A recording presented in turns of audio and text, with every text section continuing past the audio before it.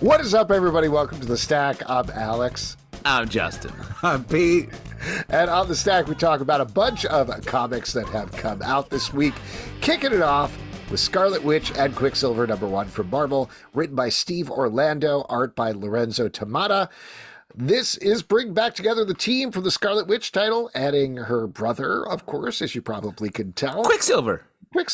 There you go. But otherwise, it's a pretty much direct continuation there. Scarlet Witch owns a shop, which is run by Darcy Lewis, who you might know from Marvel Cinematic Universe.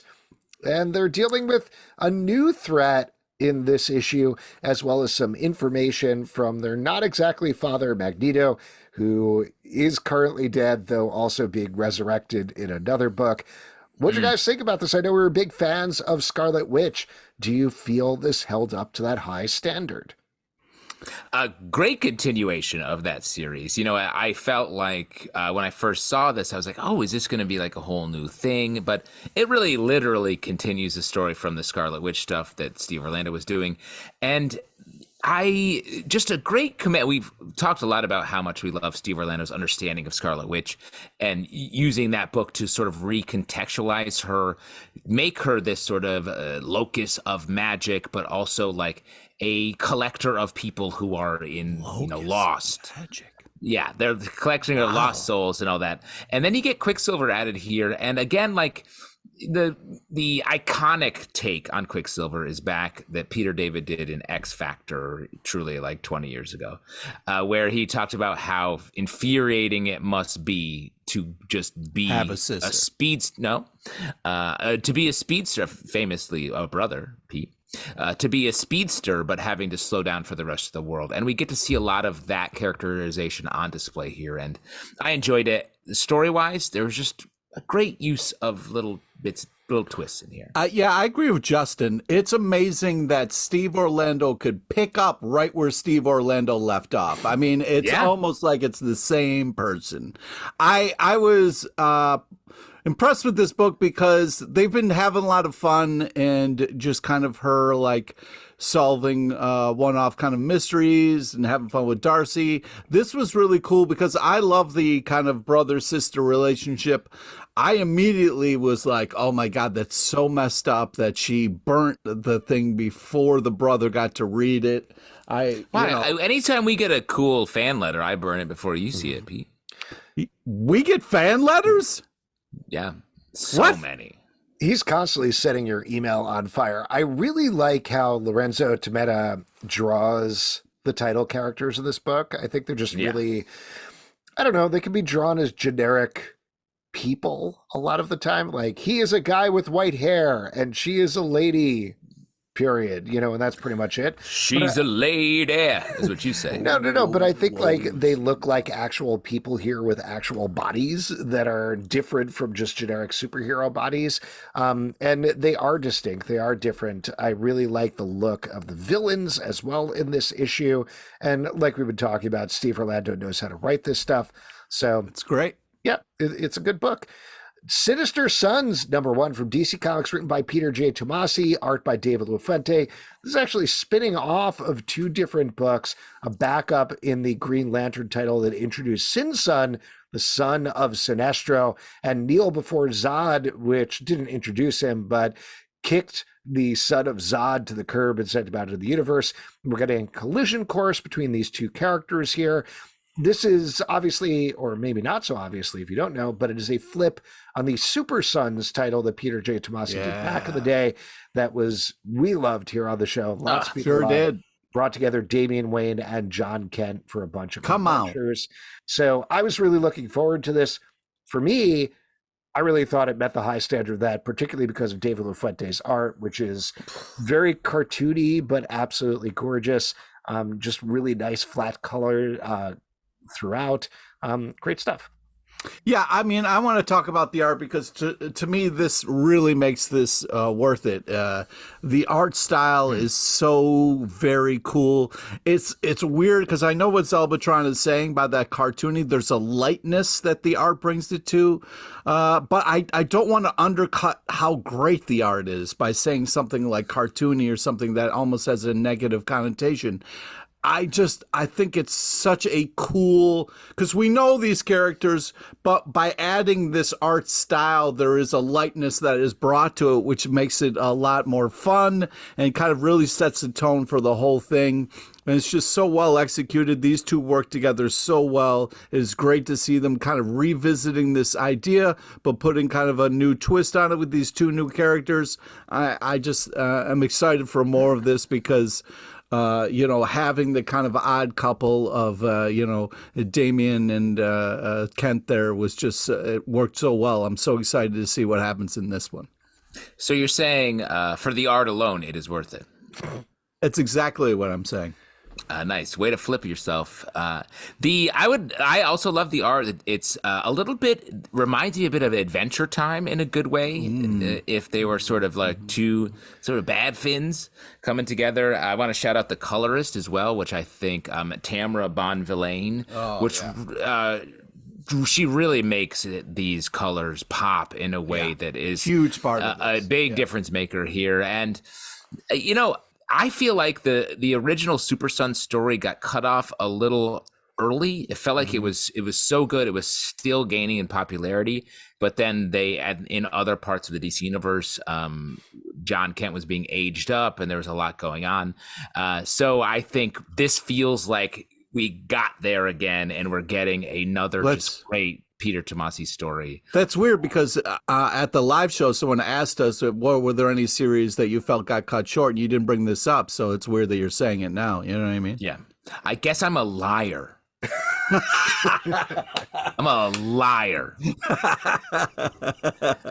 No, you got to save some gas for the gas and leave some gas in the stack. I wanted to say the same thing, but I wanted to save more gas for the stack. Yeah. Whatever, dick sock. Oh, okay. Creepshow. New nickname alert.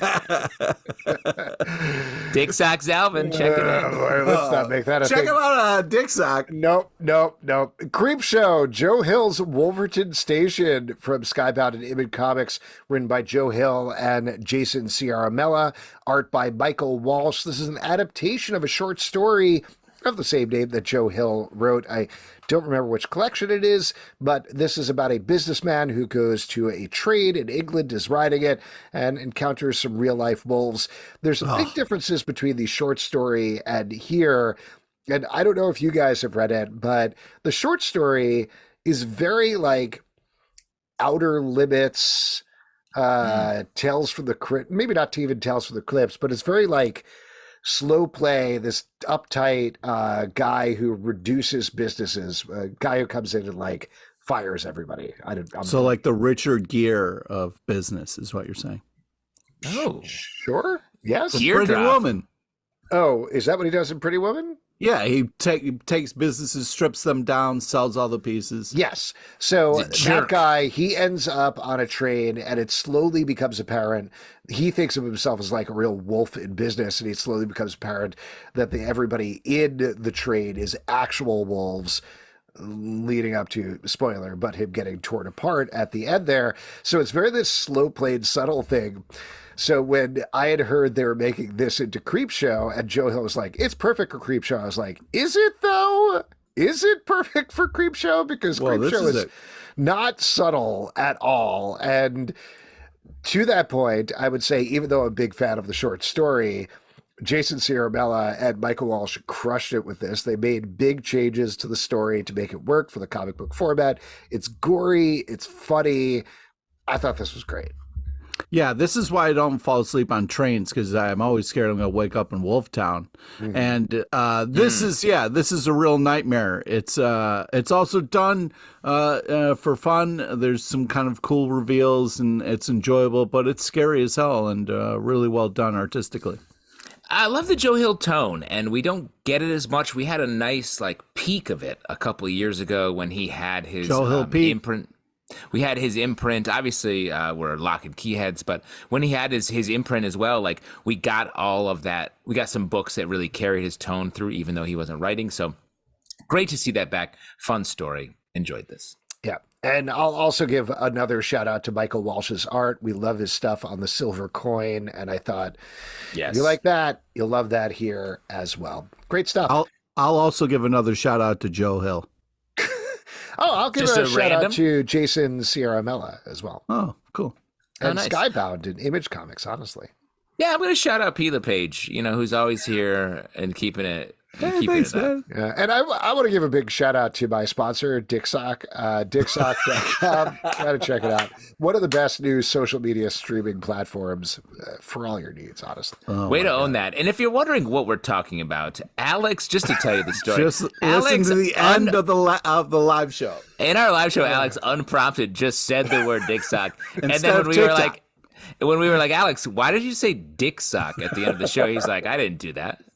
And we were like, yes, you did. He was like, We watched him I would have to listen to it again. And he didn't know he did it.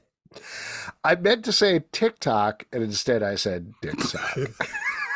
So close. That sounds like a mistake, but it's not, because all those words are different. They're all different words. it's an honest mistake that everybody makes almost every day. That's not what happens. I was in a business meeting at my day job. And Business? Yeah, business. It was a business meeting, and they were talking about how do we get trending on Dicksock, and everybody was like, is that a real thing? And they're like, oh, sorry, I meant TikTok. So I made a normal Freudian slip. Oh, boy. Well, if you're going to use a Dicksock, you're probably going to be thrashing at night, just like Night Thrasher #1 from Marvel. Good. Written by Jay Holtham. Art by Nelson Dániel. This bringing back the classic 90s Slow character. clap. New Warriors to the modern day. Justin, you're a good New Warriors head. What'd you think about this? Huge New Warriors fan. Loved the comic for many, many years. The fact that they're relaunching the Night Thrasher book, but the thing that shocked me about this is they use all of New Warriors continuity. Like, he's coming off the other New Warriors dying.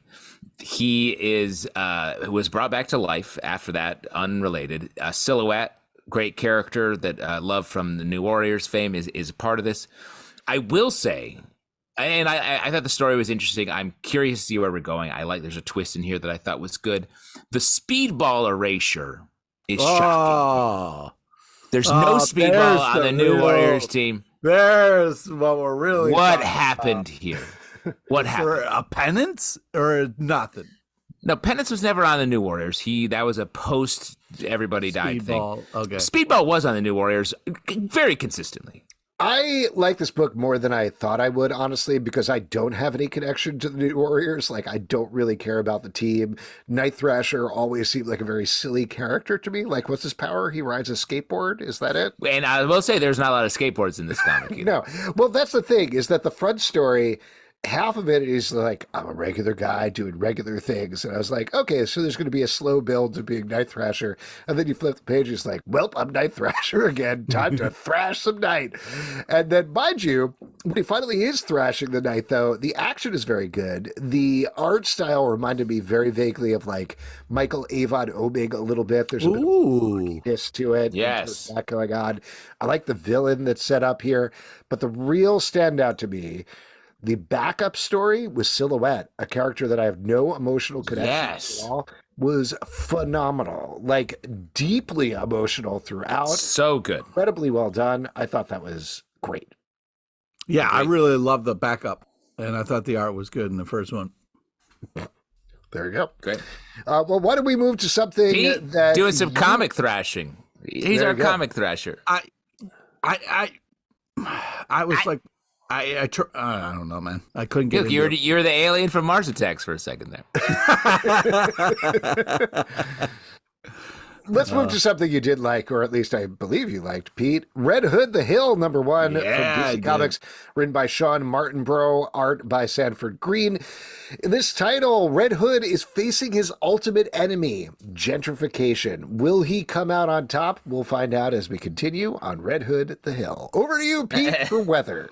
Hey, thanks. White people are the worst. Yeah, I think that this is, first off, it's got a badass grandma in it. So, I'm already on board. All right. That's the first requirement of a good comic. Yeah, opens up with a badass grandma. I'm in. Yes, I'm a huge Sandord Greene head. I think his art is phenomenal. I just think there's such a great kind of style to his art. Anytime he's there, I'm right behind him going, more please. Yeah, I just think this is great and really enjoyable and really badass. And yeah, can't wait for more. Can't talk about Sandord Greene's art enough. It's so good in this.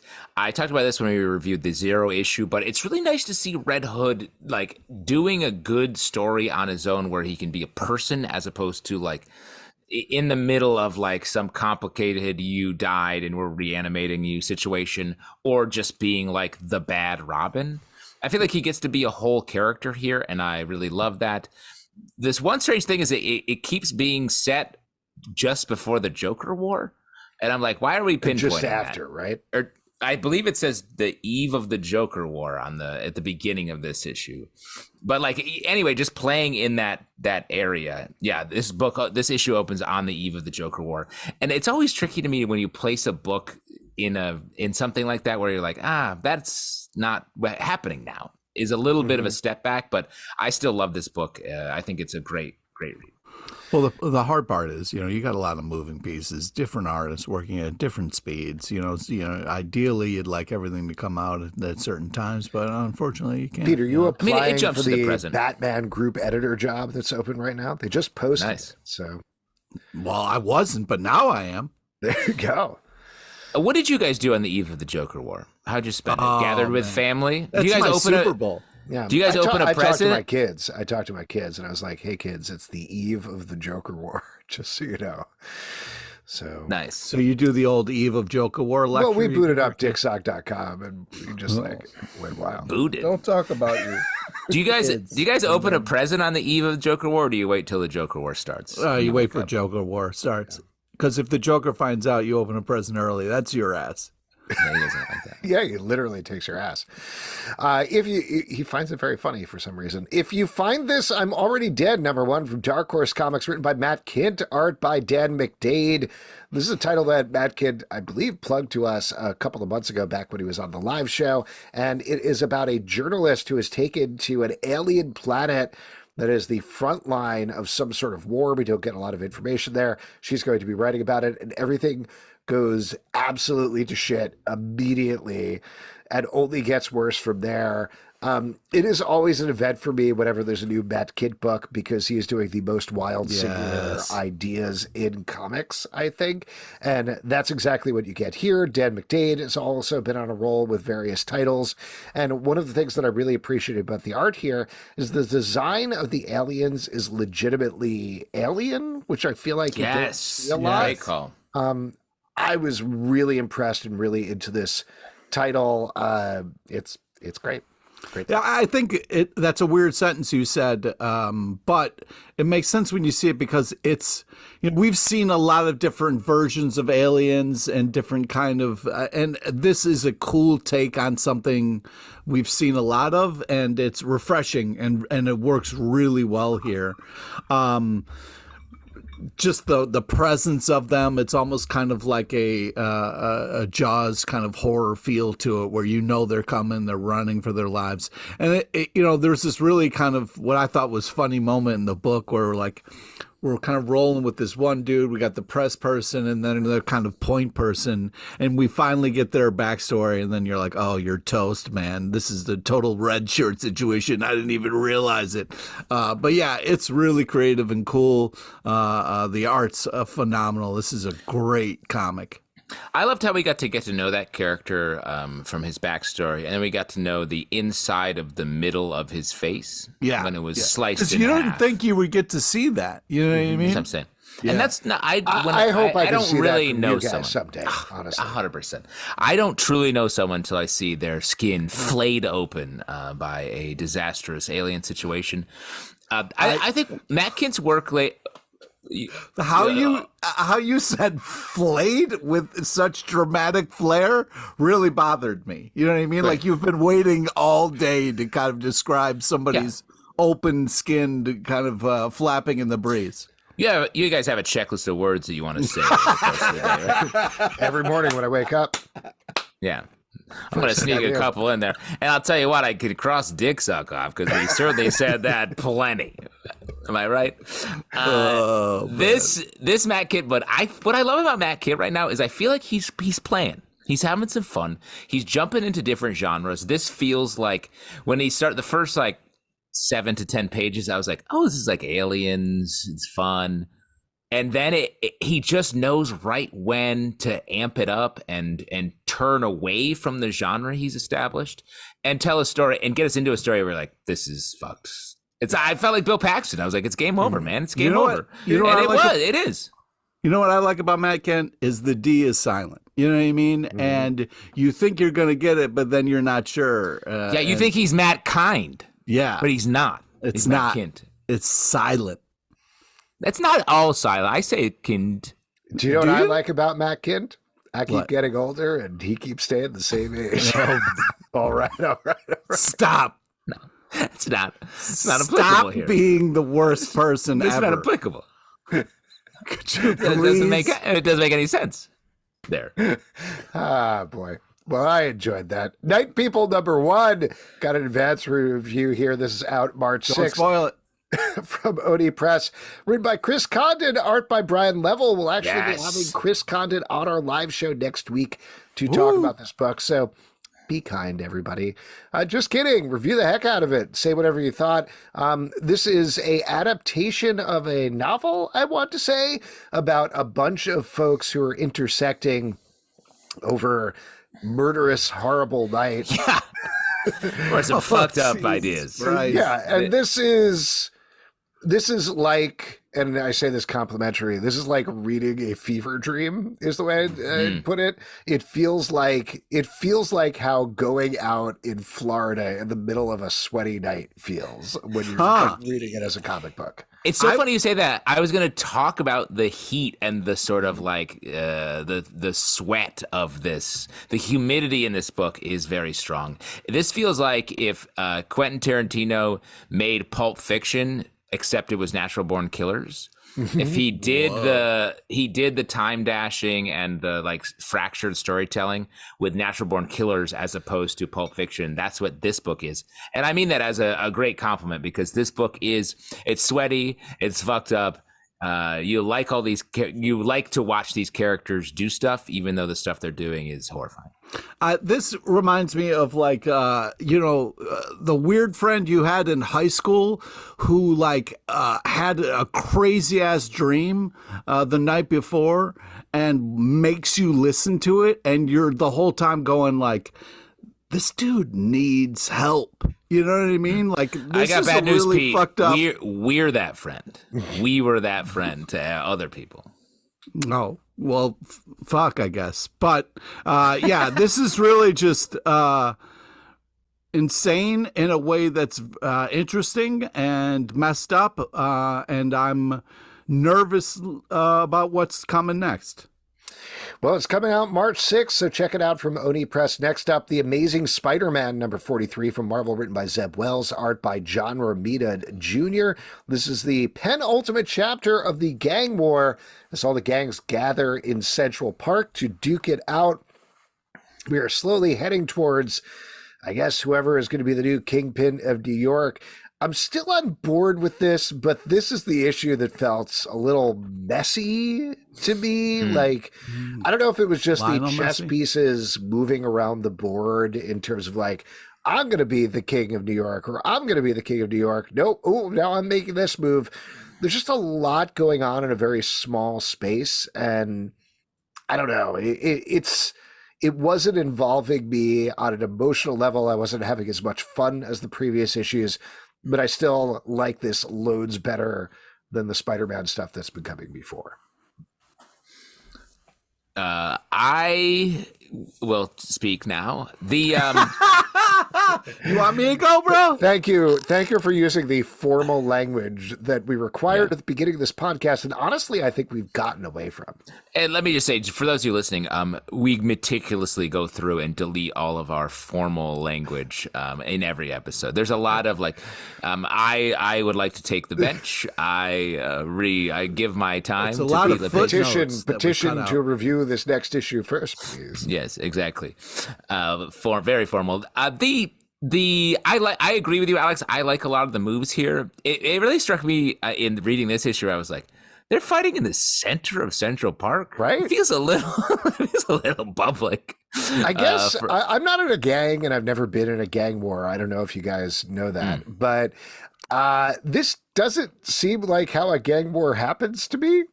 I don't know. Yeah, they usually happen out of the public eye a little bit more. This is very aggressively. So that part's a little weird. I like the moves that end this issue, and I'm curious if we're going to continue these ideas forward of sort of scrappy New York team. I really like She-Hulk's role here. She's just been like a mainstay. She feels like a Spider-Verse character in a good way.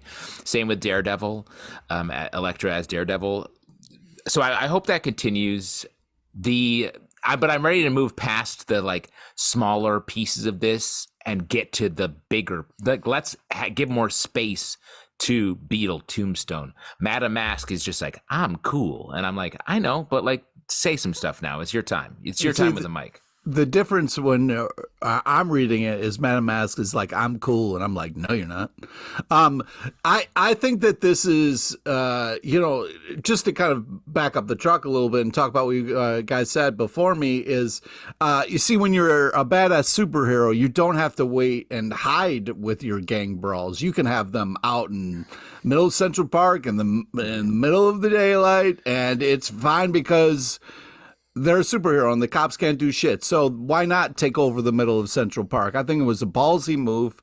I did want to see more kind of humans running for their lives who had set up a very nice picnic and then maybe had to run away or something, just just like a one little league team in the corner there or something. Yeah, it's like, Dad, when you said we were going to have our game, I'm sorry. My insurance company is playing kickball against another insurance company here. So, like, is this gang war going to be done soon, or like? Did you reserve this? Yeah, because we're doing this. Because I don't see you on the thing. We reserved it a week ago. Yeah. Anyways, amazing art, fun fights. I agree with you guys a little bit. It felt a little rushed and fast forwarded for such an epic battle, but I thought the last panel at least was interesting. So I'm kind of like, I wonder what that means moving forward. So check out more. I will.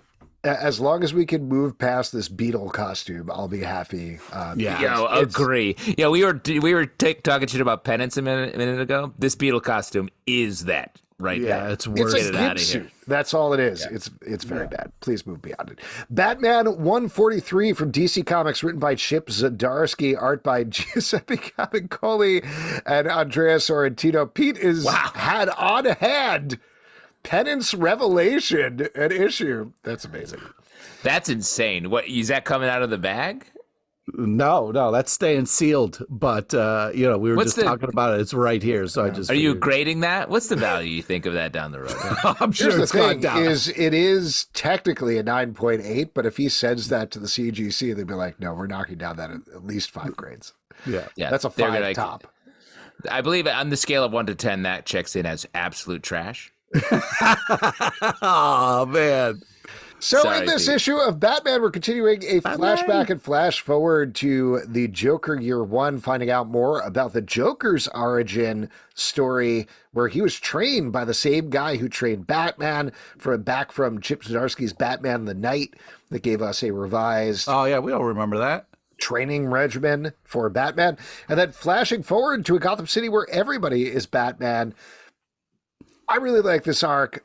I think the stuff that Chip Zdarsky is adding to Joker's origin, I don't know if I need it or not, but it is extremely well done. The future stuff by Andrea Sorrentino. Who? Oh my God. There are at least 3 panels in here that I was like, oh my God. Yeah. These are like panels we'll be talking about for years. There's one where the Joker is emerging from the water, and I don't know how he did that. Like I looked at that one panel for probably a minute, like searching it for clues of how it came together. The next one with Joker emerging with this red cloak of blood. Again, I was like, well, there's your, I don't know, poster image or whatever we're calling it.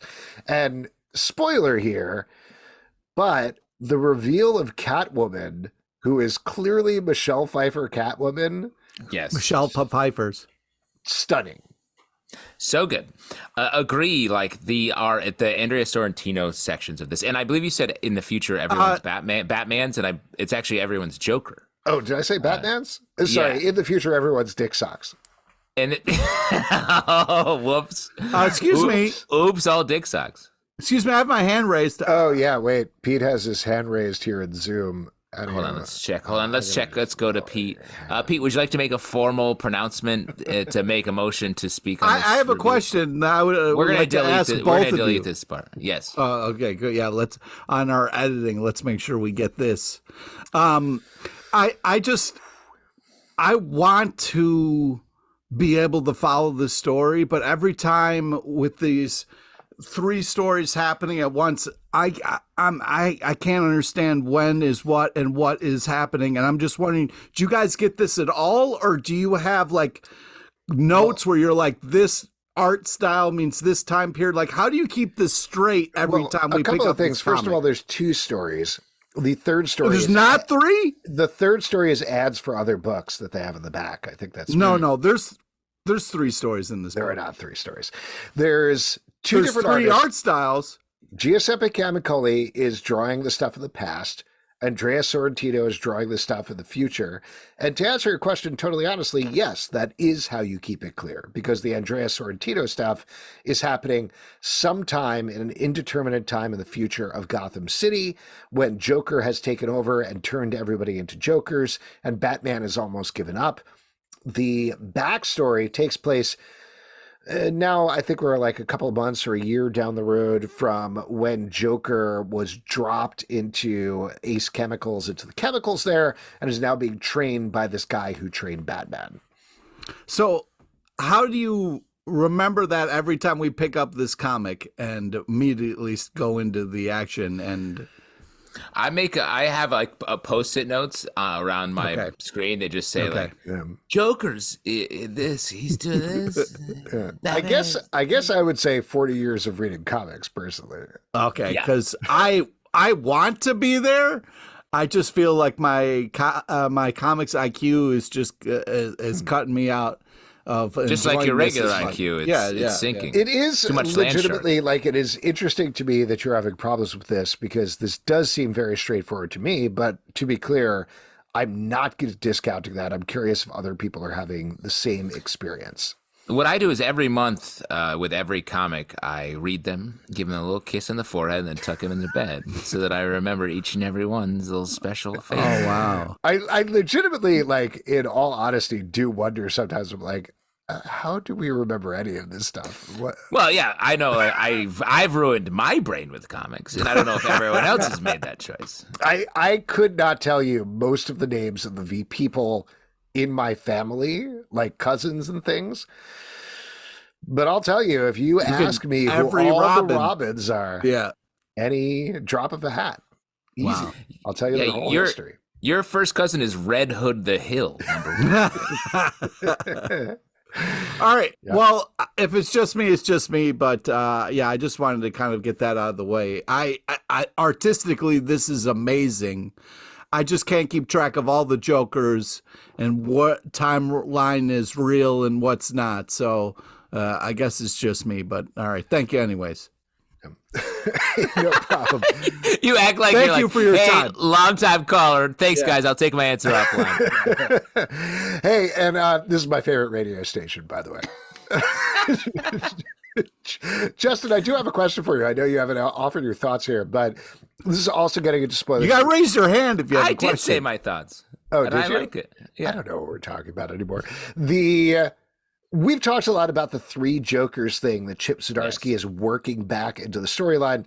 This is a spoiler for this issue, but during the training, we find out that I'm blanking on the name of the guy, but the guy who trained Batman, who is now training Joker, taught Batman to do the whole Zur and R thing, to create a different personality in your head. And what we get out of that is he trains the Joker to create 3 different personalities, who are the clown, I'm forgetting the two other names. The But violent clown and then the more violent clown. Yeah. I mean, that's a fair way of putting it. Do you think this is Chip Zdarsky's way of explaining the three Jokers, or is this a different thing? My read on it is that it is that, but I also is that I guess what are we doing with it? Because it feels a little loose right now, and so like if we could get a definition there, then that's interesting to me. Yeah, but like maybe it's that's strange the problem to me. I'm having is it's a little loose. But is this coming? Has this been always the idea, or is this coming later as a defining? If that is what it is, I think he's fixing it. Honestly, that he's like, no, there aren't three physical different Jokers. It's the same Joker, but the same thing as Batman of Zero. And he's got split personality of two other people. Yeah, exactly. And I like the idea of combining. I feel like Chip Zdarsky seems very into Batman of Zur-En-Arrh and is using that a lot. So, like, to then apply that to Joker makes some sense. But I guess it just, with the Zur-En-Arrh stuff, I'm like, what's the final focus here? But it does feel like what's happening is a big, epic, defining series of stories in a good way. So you would say it's more of a final countdown or more of a final crisis, maybe? It's Batman of Zur-En-Arrh famously in Final Crisis. So yeah, all things at once. There we go. Great. Well, why don't we talk about an actual Final Crisis? Firepower number 30 from Image Comics and Skybound, written by Robert Kirkman, art by Chris Samney. This is the final issue of this title, where all of the Firepowers are taking on the dragon. Pete, you've been a fan of this title all along. How did you feel about the finale? Oh, man, this was so fun. Great stuff. Love the art style. Love the dragon fight. And then the dragon dude who they fight. And then, ended with like kind of an adorable, sweet family moment. So, yeah, this hit checked all the boxes for me. Sucker for a dragon, sucker for a little heart story. Love all the action. So this was great. This was... maybe worth the wait. I just had a great time with it. It's funny, I feel like people don't talk about this book as a ton. Like Robert Kirkman, Chris Samney, that's an epic team. Yes. Working here. The Chris Samney we're not seeing a ton of other Chris Samney right now, so this is just a great read. I will say, I feel like they've been fighting this dragon for like a full series of my life, like maybe a lot of my children's lives. So dragons are hard to kill, man. Yeah, time consuming. But I feel like it's sort of a like you flip a switch. Either you kill the dragon eats you up. Rarely is it like, let's go back to round 6 of Pete versus the dragon. So they're taking their time with it. But I do like this book has taken on some like sweet Fantastic Four like qualities, I feel like, as it's gone on. Nice. The Displaced, number 1 for Boob Studios, written by Ed Bryson, art by Luca Casalingueta. We are following a bunch of folks who live in a town in Canada, if I remember correctly. And spoilers here for what happens over the course of the issue, but a giant sinkhole seemingly opens and sucks a majority of the population into the earth. Oshawa, Ontario. Gone. But there's a bunch of weird twists here that we don't know if they're fantasy or sci-fi or exactly what's going on yet. I thought this was a fantastic first issue with really clear concept and intriguing mystery, very clearly set out characters as well. I'm very into this. The crazy old guy knows what happened. Oh, you gotta trust the coots. You know what it's like? Talk to the coots. What's the NBC show with the big sinkhole that takes them to the center of the earth? La Brea? La Brea? It's like La Brea, but good. Let me say, I can't believe I knew that. I knew that immediately. You were right on it. That's a show I've never seen once. That's very, that's a weird problem. It is your business, so I would hope you would know a general idea of what's going on. Yeah, to be clear, Justin's business is tar pits. No, his business is Hollywood. Not tar pits. Yes. I run a lot of any Spider-Man who's on Hollywood, trying to get you. He gets to a take cut a picture of with every him. pick. That's me. Yeah, yeah, that's me. Yeah, this is fun twist at the end.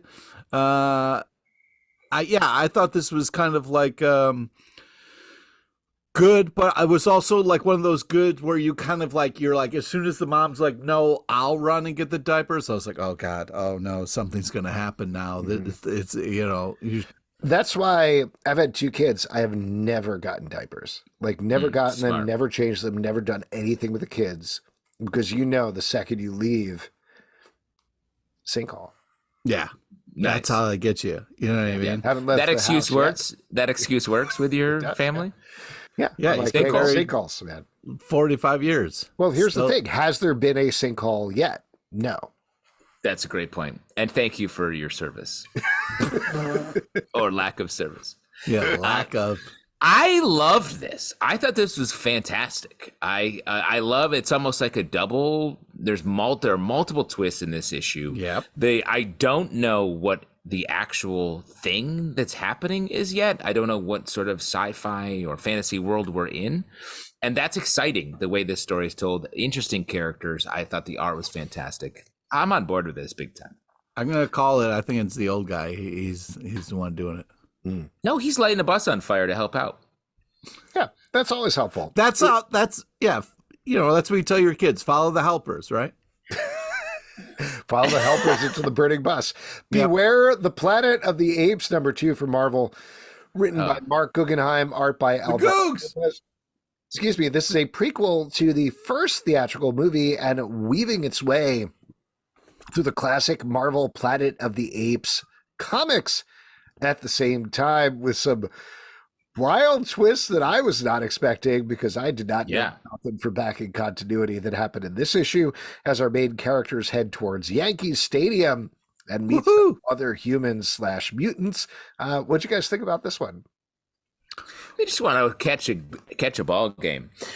The continuity that you just laid out is a little it's a little tricky to understand, but similarly to the Batman comic we just discussed, I think the differentiation in the art styles actually helps a lot, and gets us almost all the way there with the flip and the idea that the old looking events we're seeing in the comic is actually the future for some of these characters, and the actual world, I wish we could dispense with some of that continuity stuff and just tell the story, because the story I think is good. Yeah, I think this is good art. I do not like Planet of the Apes, so this is not something that I. Why don't you like the apes? I don't know. Something about it I can't get into, and it's some kind of block. Too much monkeying around. Yeah, maybe that's what it is. Too much monkey business. I mean, I love Hitmonkey. You love bananas. I was gonna say bananas good. Yeah, the art. Should we keep trying, Pete? We're gonna convince you, Pete. Yeah. If anything I know about Pete is, it's easy to win him over with my take. Talk about a convincible man. He's the convincible Iron Man. Oh boy. All right, I guess I'll get out of this costume. You make a good argument. Action Comics 1062 from DC Comics, written by Jason Aaron, art by John Tibbs. This is the second part of his Bizarro arc, as very similar to Everybody's Jokers from an issue we talked about several issues prior. Now everybody in Metropolis is Bizarros. That's something Superman has needed to deal with. Despite the similarity between this and Batman, the fact that I like the team, but it was a little iffy about the first issue, I thought this one was great. Just showing Superman pushed to his absolute limit, trying to save everybody all the time. I thought gets to the core of who Superman is, what makes him special as a character. I thought this was great stuff. Agree. Like, I had the same trepidation coming out of that first issue, but this issue, I actually think the first issue was like, Bizarro is annoying to me. And it was annoying me. This issue, I was like, oh, that's part of what I think Jason Aaron is using here. Bizarro's annoying, and it's annoying Superman. And it's annoying to us and Superman, so we get to be on the same page there. So, yeah, I thought it was great. And just great. The John Timms art does a great job of just like big, broad storytelling, great detail work on these big metropolis cityscapes where shit is getting bizarroed up. Yeah, I really thought cool covers, cool last panel reveal at the end. I really love this, and I like the twist so much. I just think that this reminded me of The Boys in this issue where we kind of, spoilers, but in the The Boys, he visions a crowd, and we kind of get this, but the crowd is like asking for it. They're like, no, me, laser me. So it's a kind of a real twist on something that we've seen. So really kind of crazy panels. It seems like, this team is having a blast with this, and it kind of jumps through the page. Pete, what do you see Constantine in the comic? Is it just instant boner, or what's the just pure joy all the time? Yeah. That's why I wear a dick sock, because I get so many boners all the time. When I'm reading comics. Yeah. I knew we'd get to this. Great. The Last Mermaid, #1, also out March 6th. Advanced review here from Image Comics by Derek Kirk Kim. This is about the Last Mermaid, who is traversing the earth in a water suit with her axolotl friend, trying to find more water, despite the fact that everything is cracked and broken. I thought this was absolutely a beautiful book. Stunning art throughout. Reminded me of a lot of different things. I mean, this is top of mind, but Scavenger's Reign, we've been talking a lot on that, just with people traveling this broken, desolate wasteland that wants to. It reminded me of the comic that Justin always made us read. It was like that Remender one, where it's a post-APOC world. Yes, Low. It reminded me of Low as well, for sure. Yeah. It's the flip. There's no water. Hi. Yeah. Yeah, I thought this was like a Disney villains book, The Last Mermaid. I was excited about what the dark take on this was going to be. Not anything close to that at all. I was very pleasantly surprised. The panels in here are just so epic. When you're doing a post-APOC world and you have just such these big sprawling panels, it's really awesome. Really kind of brings you to that world. And I think the art was super tight bananas in this and worth it. Yeah, really great art. I love the Low comparison. That's so good. Very Euro comic vibes as well. I like the way that it's got a little Euro trash going on. Feels not like trash. you go to a dance He club didn't say and trash. You are so greasy. He didn't say trash. You are so greasy. Get off the coke. What? Wow. No, I'm saying if they want to pull. Who are you to talking the to? The comic? Yeah, get off the coke comic. Yeah. Quit blowing coke into your spine. The way that the change water as an icon on your laptop, I was oh my God. I hear you. That's how you do. You just ride your E till the end. You're like, I need water. I need so much water. It's probably where they got the idea for this book. So it was they wouldn't have an E in your gas tank if they didn't want you to use it. Wow. E stands for easy, I think, right? Yeah. Pretty easy. Just fill up the gas tank, idiot. Let's get easy. Soup Uriar, Spider-Man #4 for Marvel, written by Dan Slott, art by Mark Batley. The cliffhanger of the last issue was Doc Ock. It's once again taking over Peter Parker's body, but of course we get a twist and exploration of that here. This is a riff on, I'm forgetting the number of the issue, but the classic issue where Peter Parker finally fought back against Doc Ock in the Mindscape. Yeah. I thought this was great. This went in some fun, unexpected directions. I'm liking this team up with Peter Parker and Otto. It's good stuff. Otto. Nice. We're on a first name. First name? Yeah. Because you're both evil. It was like a retrospective on their relationship we got here. And I thought this was nice. There's so much, Dan Slott's work lately is so much of itself. It feels like it's very much drilling down so hard on the things that he likes, in this case, Superior Spider-Man. And I thought it really worked in this issue. A really nice art. And though I am curious where like, what's this all about? To revisit this feels like you want to have another statement to make on it. So I'm curious what that will be from Dan. Yeah, I really like the twist at the end. I'm excited to see what's going to kind of happen moving forward. I agree. Amazing art. Batman, City of Madness, #3 from DC Comics by Christian Ward, both on art and writing. This is the final issue of this Black Label series, which has found Batman heading to Gotham Below, a very Lovecraftian, evil-powered city that has roots with the origins of the Court of Owls, at least in this out-of-continuity story. This was a phenomenal series. Christian Ward's art is always gorgeous. Yeah, come on. But I think he really, frankly, like dug down in a surprising and new way, which is really hard to do with both Batman and the City of Gotham. I talked about this with the last issue, but I think the use of Court of Owls here is maybe the best it's been since Greg Capullo and Scott Snyder. I was really impressed with this series, really impressed with the use of the villains. I thought this was great. Yeah, I mean, artistically, this is really creative and amazing. I mean, we've seen so many different versions of these villains at this point. To be kind of surprised by Croc, I thought was just so awesome. Cool take on Two-Face. This was just artistically really impressive. The layouts of the page, all the action. It was cool and creepy, but not dark. Like they used tones and colors in a really impressive way. I love this book so much. It was a real fun, kind of different take on Gotham to spend some time in.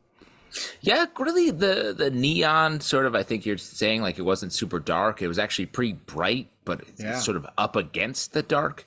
And really great, despite all of that and sort of the trippier stuff that you guys are talking about, it still had just great sort of superhero action that Batman was doing in a bunch of just really great panels. So I also really enjoyed this. Blue Book, 1947, #1 from Dark Horse Comics, written by James Tynion IV, art by Michael Avon Oeming. This is a sequel to the first Blue Book, which is, forgetting the word, it's not true crime, but it's I guess, reporting based on alien abductions and other things. Here, we're talking about a spate of UFO sightings that happened in 1947 that kicked off the word UFO, and then we get a backup story about another true life weird reporting thing that happened. The series is great. I just think it's a natural extension of what James has been doing on Department of Truth, but is less story-based and more, here's what's happened, you decide. It's good stuff. It really makes you want to believe in aliens. And you guys don't UFOs. believe? No. Not really. So, What? like, this... Wait, do you have actually? Have you been visited? No, I haven't been visited, but I definitely believe. You think it's just us? Where are you? How much do you believe? Are you aliens popping by Earth? I have no proof, but I just feel that, like... Wait, you don't have any proof? Hold on. What are you doing on this show? We invited you on this comic book review show to present definitive proof of alien life. I love the comic book proof. Does that count? No! You're Well, off I guess- the show, Pete. Which one of these comics was brought here from another planet? Oof. Oh, geez. Let me just kind of page Most through of this. the X-Men comic books. The It's Last probably this Mermaid? X-Men book. The Last Mermaid, maybe? Good, that's a pretty good call. No, But so, Pete, you just think that there's life on other planets that we don't know about, like a little bacteria or something. I just think it's crazy to think that we're it. Like in the whole giant universe. No. To be clear, I think there is alien life out there. I just don't think they've bothered to visit Earth. Wait, Alex, are you saying regularly and anally probe people or anything? No, Alex, aliens are here and they're trying to get into our butts. Dude, That's what we believe. Yeah. Yeah, we believe and our butts are amazing and people would travel light years to see them. No, when I aliens get in that butt. When aliens showed up here, they were like, how do we find out the secrets of the humans? Like, well, let's crawl up that butthole and see what we find. Aliens were like, first of all, may I say, homina. Oh, wow. Wow. Unbelievable. Great. We've learned a lot here. This book is great, and it really does. Like, it's just really well told. Really, like, the pacing is really nice. James Tynion is just on a heater for the last like year, 2 years at least. Yeah. Of just like crushing every book that he does, and in so many different tones and styles. And this is just a Michael Avon Oeming's art really contributes to this. It's like a colder, more referential type of storytelling here, but it's no less interesting than anything. Yeah, and the use, because it is called the Blue Book, the use of blue and the tones and the storytelling here is just very smart and very well done. It's artistically impressive. Now, when an alien sees like a really good butt, do you think they like hold out their sunglasses and be like, boiler's no. Or what? What do you think? Pete, over to you. Yeah, I think the 80s reference that you made really makes a lot of sense. Great, thanks so much. Fall of the House of X, #2 from Marvel. Thank you for supporting me. I really appreciate it. That's Marvel, written by Jerry Dugan, art by Lucas Werneck. In this issue, things are finally going badly for Orcus. I'm sure that'll stick and not change at all. But Polaris has taken a celestial head that is full of brood and is attacking the Orcus space station. At the same time, multiple members of the X-Men are attacking various factions of Orcus to try to take them down for good. It was, as a fan of everything that's been going on here, I know it's going to go wrong next issue, but this was exhilarating to read, even as everybody's like, oh, God, we're really strapped right now. We don't have enough resources. And I'm like, yeah, I know. Give me one issue where you're up and you're winning. I'm very happy about that. Exactly. Let's wreck some shit. Everyone's at the top of their game here. Very nice to see, and an important thing to do, even if your story is everyone's about to die who you like. You got to have a couple wins in here, and this issue was great at that. I'm going to turn it over to our X-Men correspondent, P. LePage. All right. So fun MODOK stuff. I like the pretending that Colossus did to be a Bob. So that was pretty hilarious. And then Wolverine kind of curmudgeonly is like, I knew this wouldn't work. Fun. That I'm having fun with those small little moments. The Brood, very fun. Yeah, all right. I don't know. Polaris taking a giant celestial head to chomp on the Orcus space station and then release an army of brood to take out Dr. Stasis and MODOK. That's pretty cool. There's a lot of weird kind of decapitated head stuff happening. You know what I mean? You got MODOK, which is a floating decapitated head, and then there's like that. Definitely not. One in the box. That's another issue, but yes, you're right. There is that. Yes, in the stack, there's a lot of decapitated heads, but that's not anything that the individual creators of the issue can control.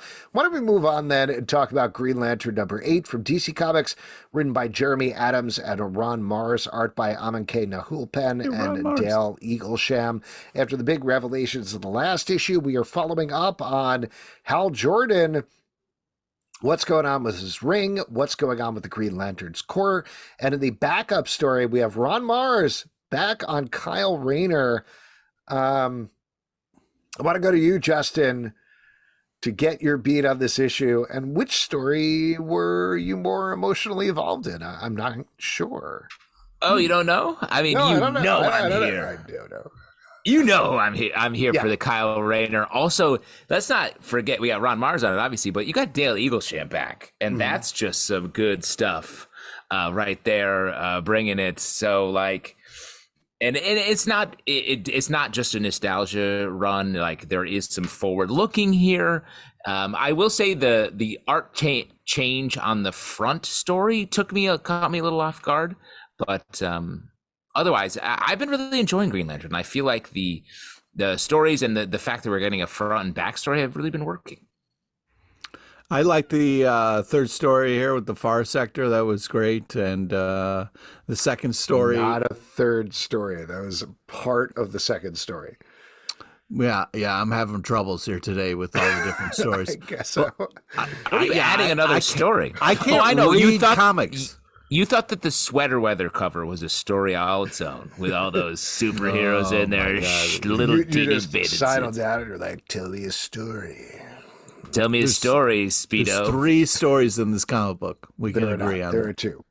There are definitely two. I'm counting the backup. Yep, which is the second one. There's the 80s one where it's all art that is kind of like, the Kyle Rayner stuff you're talking about. That's a separate story, right? Right, that's the backup story. That's the backup. And then there's the Far Sector, which... No, she's in that story. Yeah. A lot of stories will say, hey, we're starting a story. Here's the title of it. I wish they would. It would make my life easier. They do, and they do that. They did, in fact. No, they don't. Oh no, we broke Pete. I don't know. Pete is broken. This is very good. I do like the. I'm going to have to blow in Pete's mouth and then reinsert him so that he can restart because something's up. There's too much dust in there. Anyway, I really like the backup story in particular as well. I thought this was a really good Kyle Rayner story and revisiting his relationship with his girlfriend, which is a hot button subject in comics. I thought could have gone wrong, but it went right here emotionally.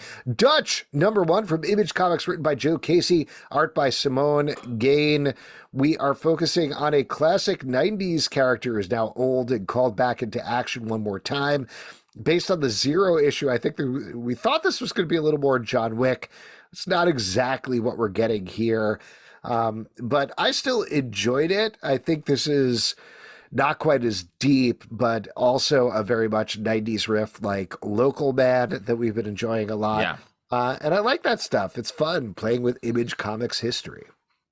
Has a little bit of a style of Flagstaff, which is cool. I think that when I saw the title, I was hoping it was like a prequel to the Ed O'Neill vehicle of same name, which was a great movie.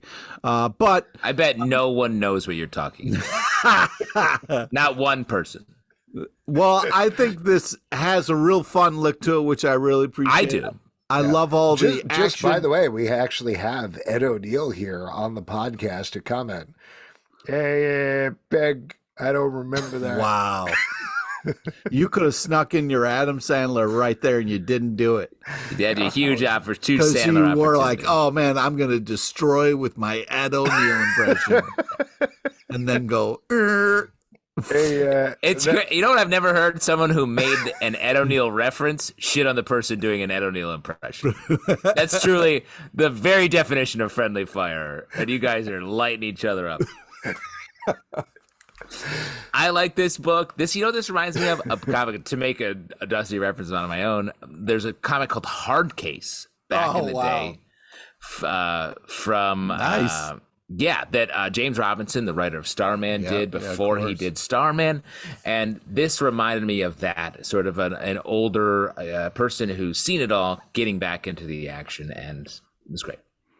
Vengeance of the Moon Knight, #2 from Marvel, written by Jed McKay, art by Alessandro Cappuccio. In the last issue, after the death of Moon Knight, the Midnight Mission has been presented with who may be Mark Spector back to life or maybe not. That's the mystery we're continuing to explore in this issue as we focus in on Tigra or Tigra, depending on how you pronounce it. I say Tigra. You say Tigra? Tigra, not Tigra. Why would you say? She's a tiger.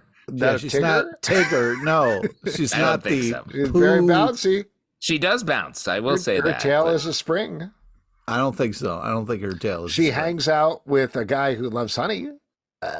I think you're reaching there. I think you're Moon there. Knight. Moon Knight. Is Moon Knight Eeyore? Moon Knight died by getting his head stuck in a honey pod. If I remember. His last words were, "Oh bother." Is Moonlight Piglet then? Let me just say, I thought this was a great this comic. I'm a huge Jed McKay fan, but this is the one I've had sort of the most distance from, and been like, what are we doing here? This issue I loved, though, like to reframe these to tell the story through Tigra's POV and have her talk about the different men she's loved, the different relationships she's had in the Marvel Universe, how they always just die, and to use that as a way to look at the resurrection cycle of all these other characters, I thought was really cool. Really enjoyed this. Yeah, I mean, I really liked all the fight stuff, but then the therapy stuff got a little more heavy than I wanted to go. It was very interesting, and intellectually it was impressive, the choice it was making. I just didn't want to sit in therapy in my comic book. You know what I mean? No, I understand what you're saying, but I really like it as a framing device. You know, we had it with the last issue with Reese, I think the name of the character is, so I assume we'll be getting that for at least the first arc, but I like that quite a bit. Like, I think that as an organizing principle as we go through the various members of the Midnight Mission, I think it's very Alex, smart. that's very interesting. Tell me how that makes you feel. I mean, smart. Finally. Yes. I would, if you want to do therapy with me, Pete, I would be happy to do that. You couldn't pay me to do No, therapy. you mean like couples therapy. No, I'm saying like pay you to do therapy on me. You want Pete to be your therapist? Yeah. Never wow, that would be amazing. I just lost a bet. Outsiders #4 from DC Comics, written by Jackson Lanzing and Colin Kelly, art by Robert Carey. In this issue, we're getting not necessarily some big answers about the drummer, the most mysterious character on this de facto team, but through text pages and other things, we're jumping and finding out more about Century Babies and the new Jenny, which ties very specifically back to the continuity of the Wildstorm comics, the Authority, and other things, including Jenny Sparks. Reading this issue, I was struck by something that I feel a familiar feeling I feel sometimes, which I'm like, who is this for? And I know partially the answer is me, because I get everything that's going on. But it's frustrating for me to read comics like this because I'm like, really? We're going back to the Century Babies thing from Wildstorm from like 10, 20 years ago? I love this. That's who it's for. Why are we not making this more accessible to a new audience like the previous two issues? Well, yeah, I was going to say the other issues sort of moved away from that stuff. And I think when we were talking about those, we were like, I thought we were doing this whole other Wildstorm thing. And now we're doing a deep dive back into that. I think maybe it's like finding the range where it's going to be like a one for you, one for me situation. Yeah. We're going to get some DC like straight superhero storytelling, some Wildstorm stuff, and then we're going to find the range where those two things meet. I think they did a great job of making it accessible in the beginning, then go deep nerd cut style and give you some stuff only the OGs are appreciating, and then open it back up like JT Sissel was saying. I thought this was a sweet issue. Love the touching ending, cool story, really enjoyed the art. Well, let's make comics more exclusive. Yeah. Let's gatekeep. You know what I mean? People like gatekeeping, right? We should do more of that. I love a gate. Yeah. I love it. Because you meet a gate. No. Yeah, I love it. I meet a gatekeeper at the gate. And I'm like, hey, what's up? Fun. Can I get in? They're like, no, you can't get in. Oh, we could create some sort of comics gate, like for comics. Nope. Alex, no. Too far. Anyway, Blood Commandment. Hold on. I just want to say, I did think beyond what I'm saying about like the greater sense of it, I thought this issue was very good. I like the text pages. This new Jenny Century Baby character I thought was really interesting. And what Jackson Lanzing and Colin Kelly are saying is the definitive statement of the century, I thought was very interesting in a political way as well. Blood Commandment #4 from Image Comics by Seisman Kondransky. This is the final issue of this book about a vampire who is fighting another vampire while the first vampire is trying to protect his son. It all comes down to this. We've been really liking the stuff that Seisman Kondransky has been doing on various titles. How do you think this title wrapped up?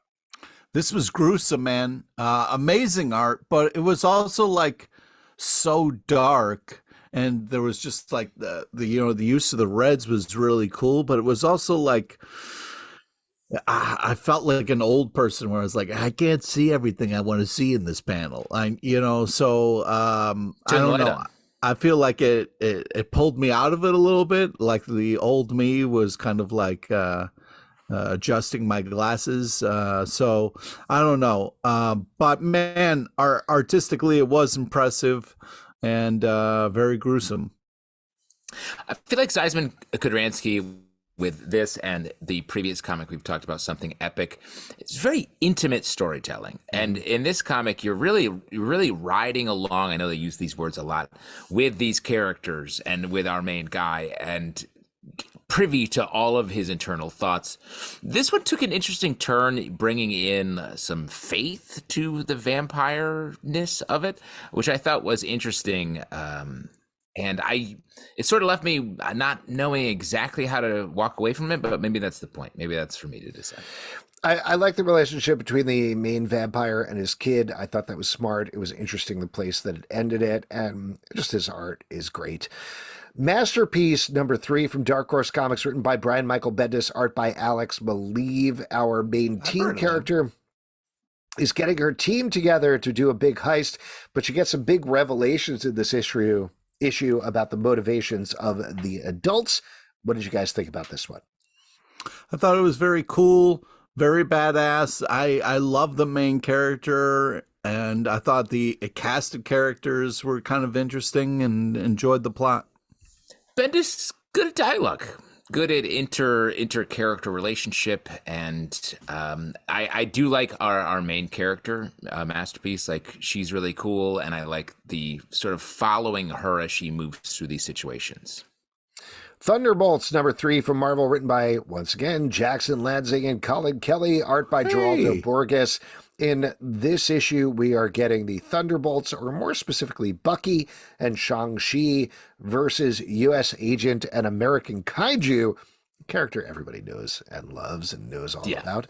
But it does lead to the fun moment that we get on the cover of the issue, with an enormous Bucky fighting a lizard Godzilla man. Come on. Lava City. Fun stuff.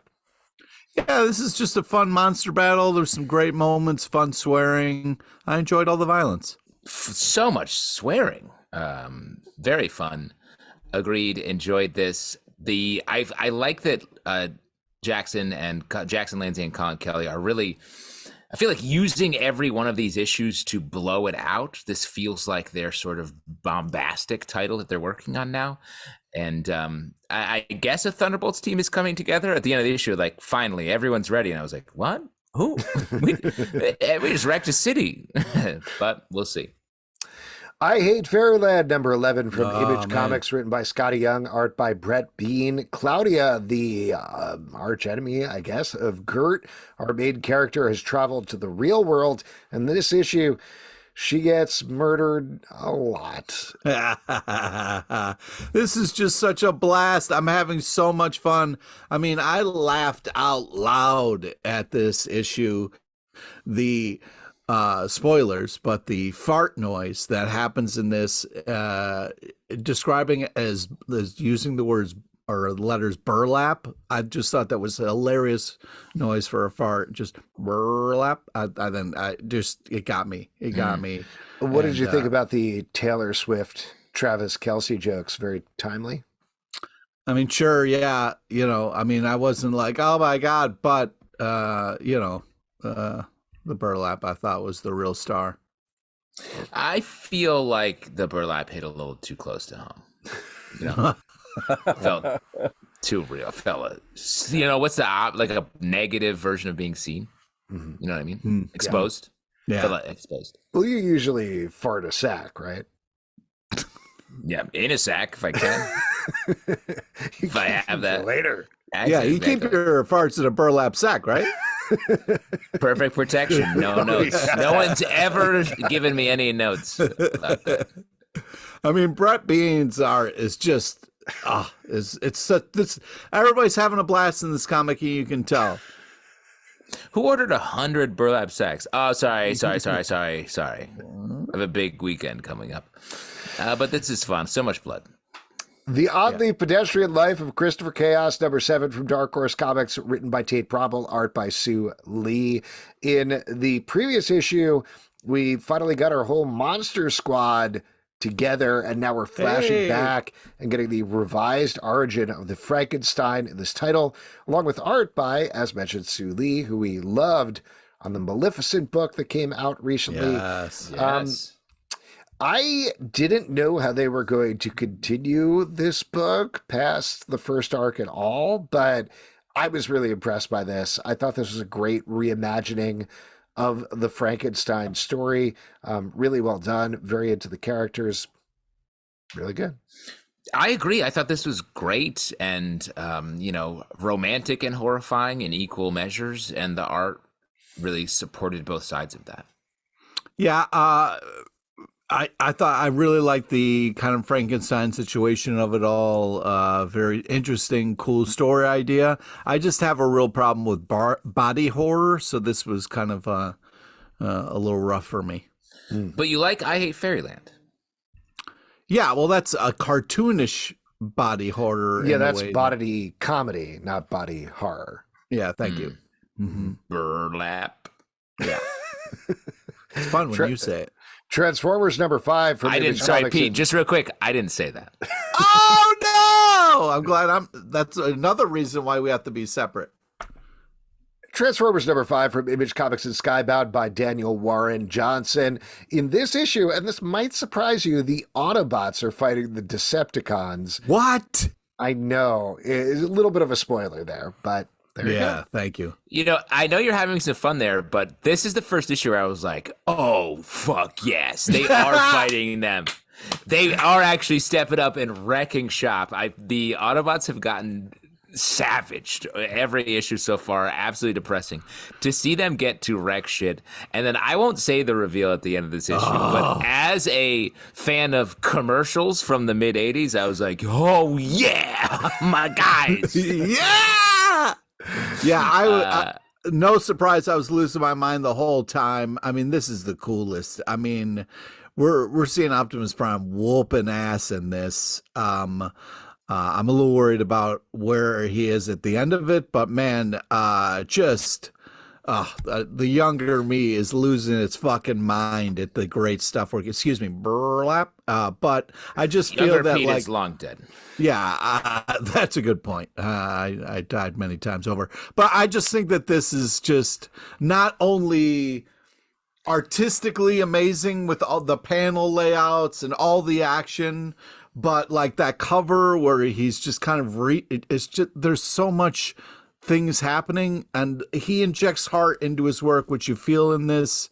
Optimus Prime, right? When you say he, that's who you're talking about. I'm saying Optimus Prime. Thank you. The creator of this book. I should say dad, just my dad. Yeah. His name is Truck Daddy, as we established. And he is my dad at this point. The panel when Carly is falling down. Oh my God, dude. It's so good, and it just highlights how precious this, and it's only the next issue, right, where DWJ is on writing and art, and then he shifts to just writing, and then he shifts to the wind after that. What? Well, we don't know. So he is doing art until issue 6, then Pete's 7 now. through Sorry, 12. Jorge Corona. You gave me no prep on this. Jorge Corona is taking over. The only prep is the news has been out there for weeks at this point. You should listen to Comic Book Club News if you want to follow this, which Alex has been covering greatly. And honestly, Alex, I've been really enjoying your comedy in that. Oh, thank you.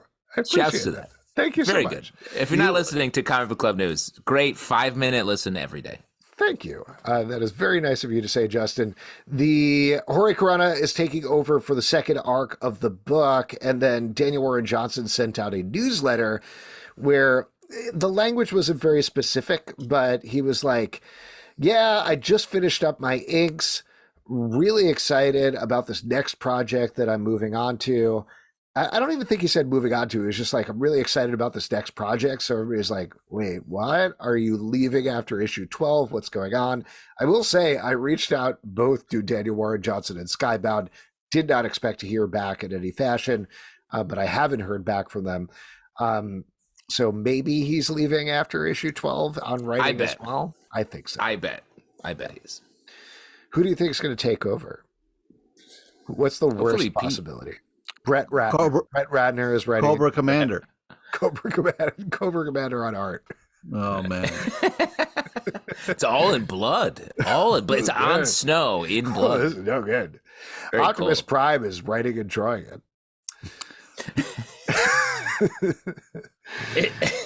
Anyway, Wolverine number 43 from Marvel, written by Victor Laval and Benjamin Percy, art by Jeffrey Shaw. This is continuing the Sabretooth War storyline.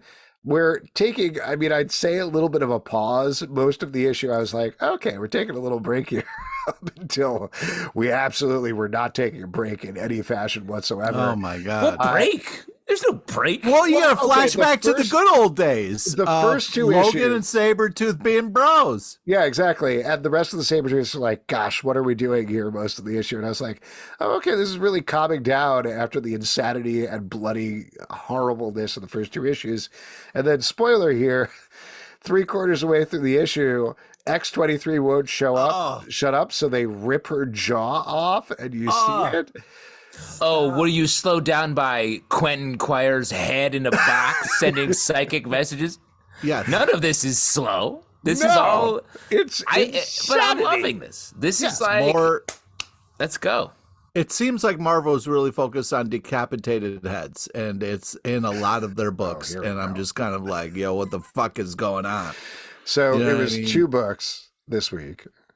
But let me say, like, Pete, you like Extremity in some ways, and this book is going all gas, no break at the X-Men right now. Like, we're getting full bore continuity, no barriers. Like, anything can happen in this comic, and I appreciate that. Yeah, and that's what I appreciate about you. I think that this is, this is a blast. I'm just worried because the good guys are losing, but man, this is very much enjoyable. Teenage Mutant Ninja Turtles 148 from IDW, written by Sophie Campbell, art by Vincenzo Federici. The Turtles are trapped in various points in time, per the classic video game, of course, and are fighting a giant space whale guy, or are they? As we find out in this issue, there may be some twists and turns going on here. Pete, go for it. Hey, yeah. Teenage Mutant Ninja Turtles, baby. I love it. This is kind of fun, tripped out, cool shit. Love the Michelangelo entrance we got in here. Yeah, there's some crazy characters, but some interesting story. I enjoy the fact that April's still in the mix. You know what I mean? It's good to see April. Hanging out with Donnie. You gotta write stuff on your arm. Sorry, Leo. If you are a vampire and you drink instead of blood continuity, this is what you should be consuming, because there's more continuity in this single issue than anything I've read all week. You can just drink it up. And let me say, like, I don't hate it. I like all this stuff. The characters are fun, and they're pretty chill about talking about how complicated their lives are. So. I do really like the art. I know I said this with the last issue as well, but it pleasantly reminds me of the early days of Teenage Mutant Ninja Turtles. Curious to see where this goes. The Weatherman, Volume 3, Number 2 from Image Comics, written by Jody LaHoupe, art by Nathan Fox.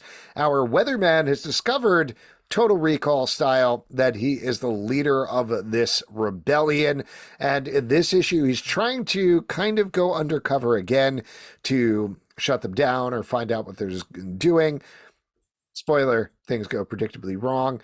I really like this series. I'm so glad it's back. What do you guys think? Yeah. Same. Love this art. Nathan Fox, old friend of this show. It's our guy from way back when we were making sort of news content for a place called Pulp Secret. On the streets of New York, just running around eating pickles. Anytime I walk around that neighborhood, I think of what young boys we were making content back in those days. Just run around on the streets with the camera. But this book is fantastic, and it's just great, large-scale sci-fi twists and turns, beautiful art. Yeah, it's great to have it back. I mean, just artistically, it's impressive. I love all the action, all the twists and turns. So nice, so fun. Just really impressive throughout. I was impressed at how easily I slipped back into this. You know what I mean? I was like, oh yeah, that's right. Yeah. Oh, right. Cool. You know, and I didn't feel kind of like lost, even though it'd been a while. So I was impressed. The Ministry of Compliance, number 3 from Image Comics, written by John Ridley, art by Stefano Raffaelli. This takes place in a world that has been taken over by very business-focused aliens, and there are resistance elements who are fighting back against them.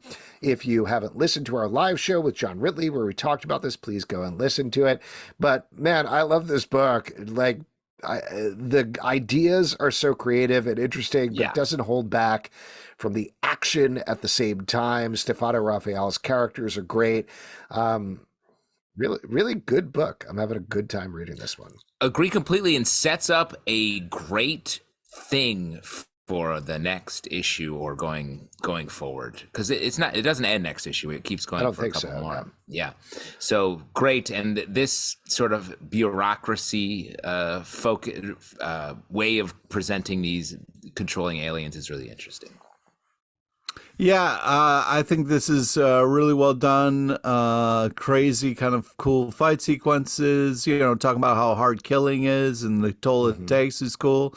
You know, and then I was glad it wasn't an actual monkey man. It was just the mask. So that was a nice kind of like, all right, cool. That's always a worry. Always a worry. Our bone. Yeah, I'm like, are we doing another Planet of the Apes situation? Okay, it's just a dude in a mask. Cool.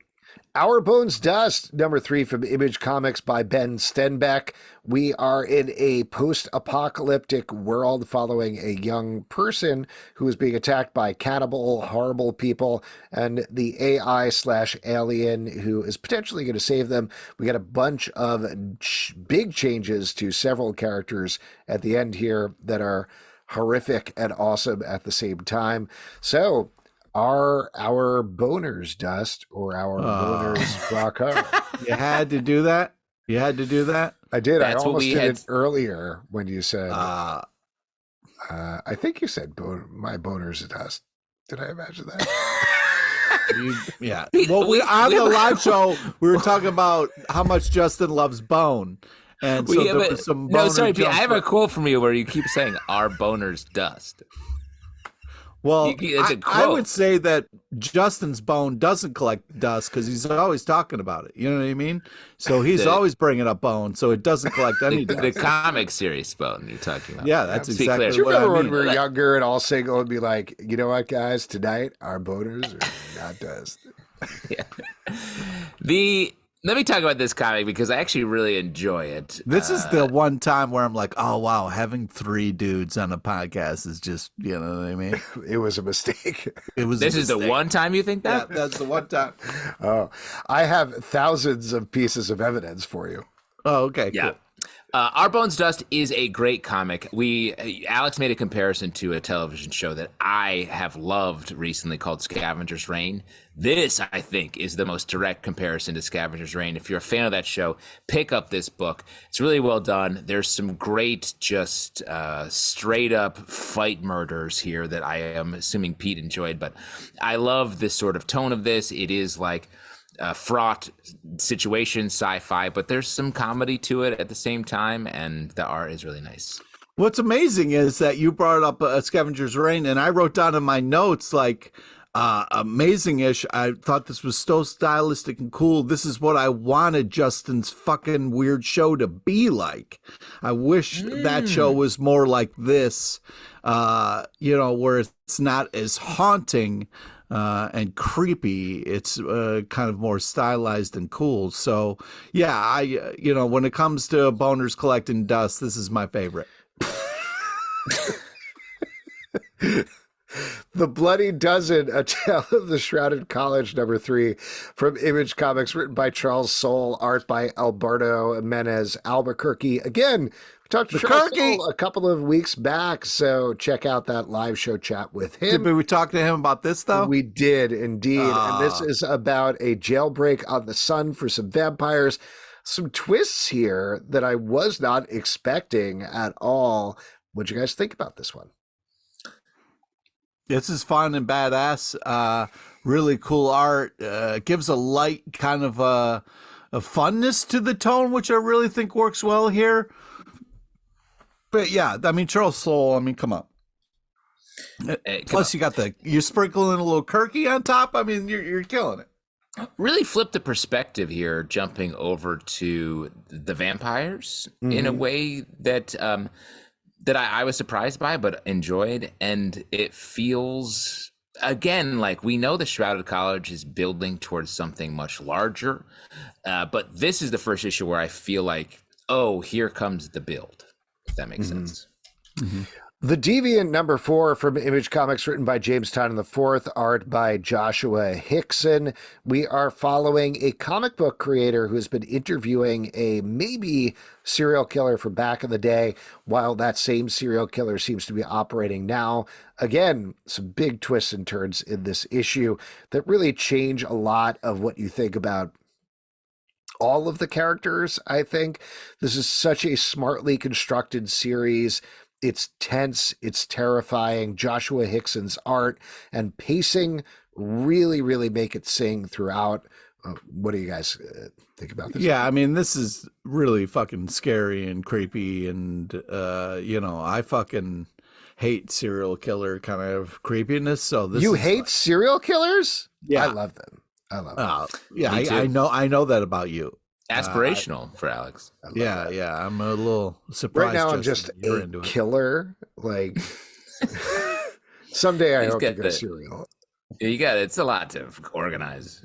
You can have a whole thing. It's just a shitty use of one of my favorite words. I love cereal. It's my. Well, that's what I do though. I'm hoping to be called the Fruit Loop Killer, because what I do is I hollow people out and then fill them up with Fruit Loops. But I've only done it to one guy so far, so I feel like they'll just call me like Alex. Crazy, we haven't heard about that yet. I guess we'll find out. Yeah.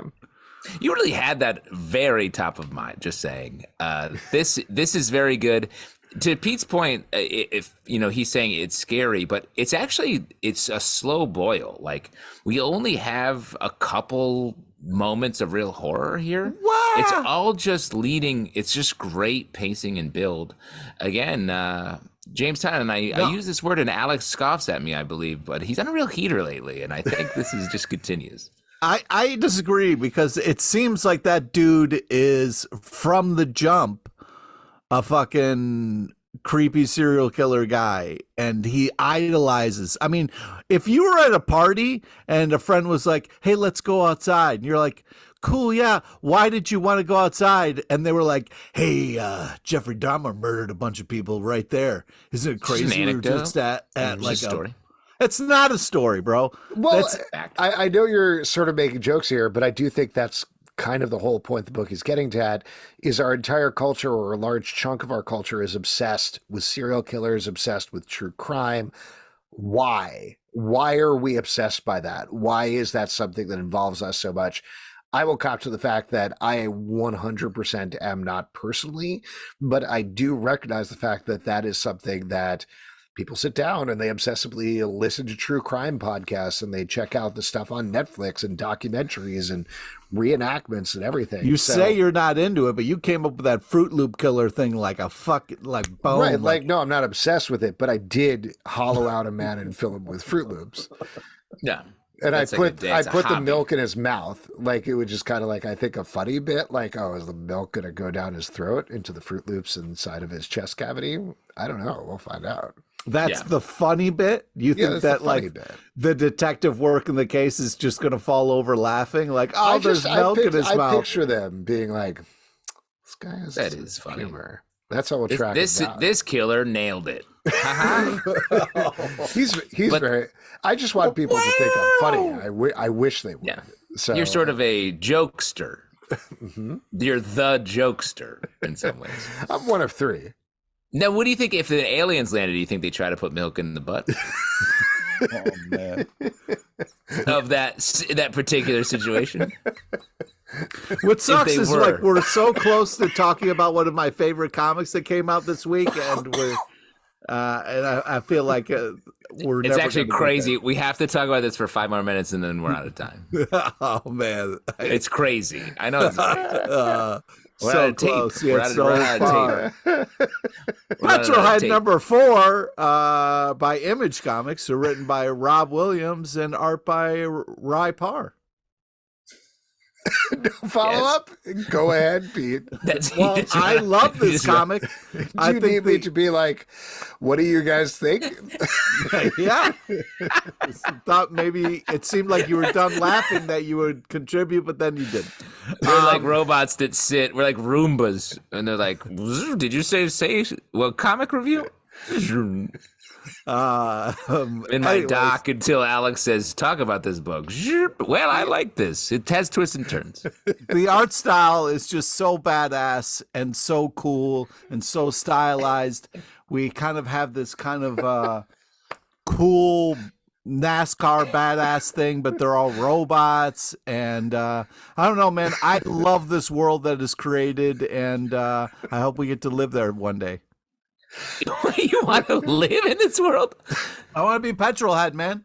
Well, I know you want to be him. I feel like this comic is doing such a good job of being like, yo, this world's fucked up that this car is. I do really like the art in this book in particular. I think Rypire's art and designs are great. The robot designs are great and very unique.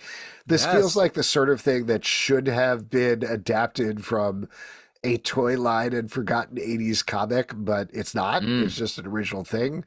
Very fun. Last but not least, Kill Your Darlings #6 from Image Comics, written by Ethan S. Parker and Griffin Sheridan, art by Robert Quinn. If you haven't, check out our live show for this week where we talked to them about this very issue. What? Whoa! This book is great. It's really good, very tense. The danger is very palpable for all the characters in this issue. We're jumping back in time, getting a bit of an origin story to find out a lot more about what has been going on with this imaginary world and why our main character Rose is under attack. Really like this book. Really like Robert Quinn's art, like we talked about on the live show. What did you guys think? This is a fucking intense issue, man. That's the Roomba just turning on. I think that this is like, I'm worried because this issue made me really stressed out. I was very cool with where things were going and how things were looking for our team and what was going on. But when there's some fucking intense, scary shit happening in this book that also has the most adorable characters imaginable. And when those evil people were just, spoilers, but like reaching into brains, like I was like, holy fucking shit, this is insane and horrible in a lot of ways. And you can't just be walking up on people and reaching into their brain. That's fucking personal shit in there, man. Not cool. That's what a podcast does. It reaches right into your brain. Well, I apologize to everyone. I think the art in this book is really next level in this issue, especially. The cover of this book is awesome. And I said this in our interview, but like, well, then don't repeat it. The way that this book vacillates between the like really true horror and horrifying things, and then cute fuzzy animals being like, what do we do? Hooray! Let's run. That's hard to pull off because it's a big tonal switch, and it's two comics in one, and it's got to feel like the same comic, and they do pull it off to agree with what you're saying. But what's fucked up is we've been going from the happy place to the horror place, but then when you get to the happy place and the horror starts, that's when I'm like, I'm too stressed out. I can't walk around with this. You know what I mean? Like the life is already too hard. I don't need this stress. Well, great place to leave it on. If you would like to support this podcast and all the podcasts we do, patreon.com/comic book club. Also, we do a live show every Tuesday night at 7 p.m. to Facebook and YouTube. Come hang out. We would love to chat with you about comic books. Apple, Spotify, Android, or the app of your choice to subscribe, listen, and follow the show, but not Google Podcasts. Because stop it, Pete, because that's going away at the end of March. I don't know, at Comic Book Live on Twitter/X, Comic Book Club Live on Instagram and DickSock, comicbookclublive.com for this podcast. You said it again! Oh my God, I can't believe it. Comicbookclublive.com for this podcast and many more. Until next time, we'll see you at the Comic Book Club. It's pronounced tick-tock. Nope. Elon Musk just changed it.